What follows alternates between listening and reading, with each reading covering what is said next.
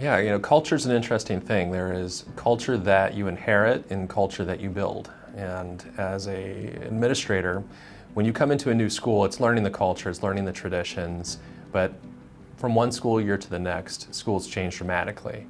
And when you're a new person, you have to learn those things and value traditions and value legacy.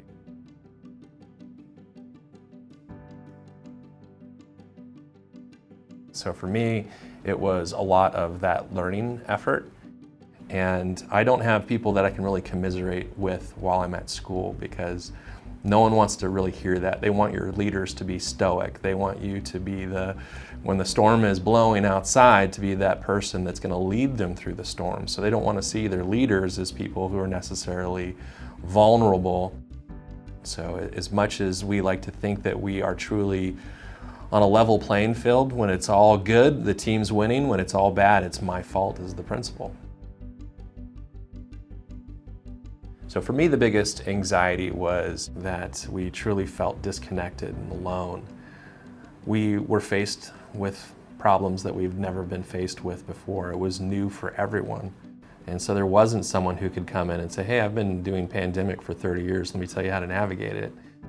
We were all faced with being someone that couldn't answer the questions, that we did really feel more alone in our careers, more isolated in our careers than ever before.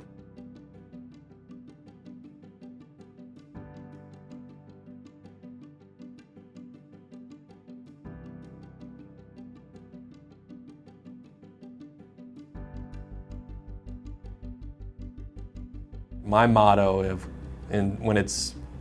when it's bad, when it's tough out there, it's Q-tip. It's quit taking it personal. This isn't us as an individual. This is the world, the environment, the challenge that we face. It's not us as an individual. So when we stop blaming someone else or blaming something that we can't control, and we roll our sleeves up and we take advantage of the time and support each other and work in a common direction, we'll get through it.